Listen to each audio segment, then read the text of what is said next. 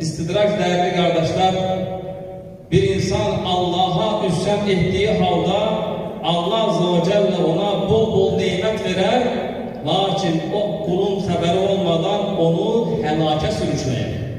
Bakın İmam Ahmed'in rivayet ettiği hadiste Peygamber Efendimiz Aleyhisselatü Vesselam buyurur ki: İzâ râaytallâhe yu'til abde mined-dünya alâ ma'asîhî mâ yuhlikku fe innema huve istidraç.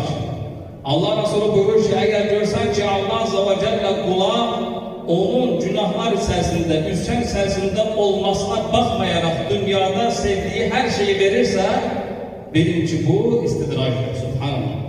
Bazen görürük kardeşler, insanlar bakırsan ki gayri-Müslümanlar, Allah'a düşmançılık edenler, bu insanlar bakırsan ki yeryüzünde zengindirler. Allah Azze ve Celle onlara büyük nimetler vermiştir.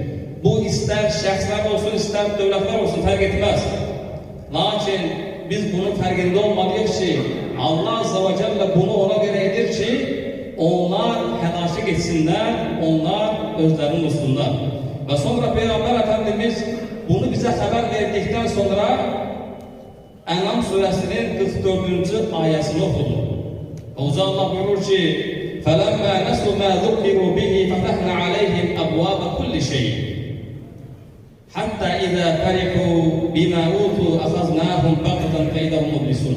Bakın Allah Azze ve Celle buyurur ki, onlara haberdar edilmiş şeyleri unuttukları zaman biz onlara her bir nimetin kapısını açtık. Subhanallah. Bakın bu insanlar Allah'a üsyan edirler, haberdar edilmiş şeylerden üst çevirirler, unuturlar. Lakin buna bakmayarak Allah buyurur ki, biz onlara her bir nimetin kapısını açtık. Hatta onlar bunlara özlerine verilenlere sevindikleri zaman biz onları qəfleten yakaladık. Onlar ise ümitsizliğe düştüler.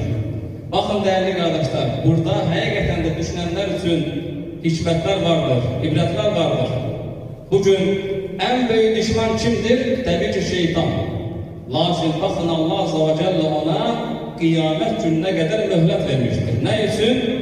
O bu üsyanına göre cinlerden ve insanlardan kimleri azdıracaksa her birinin günahı kadar da öz günahına işliyor.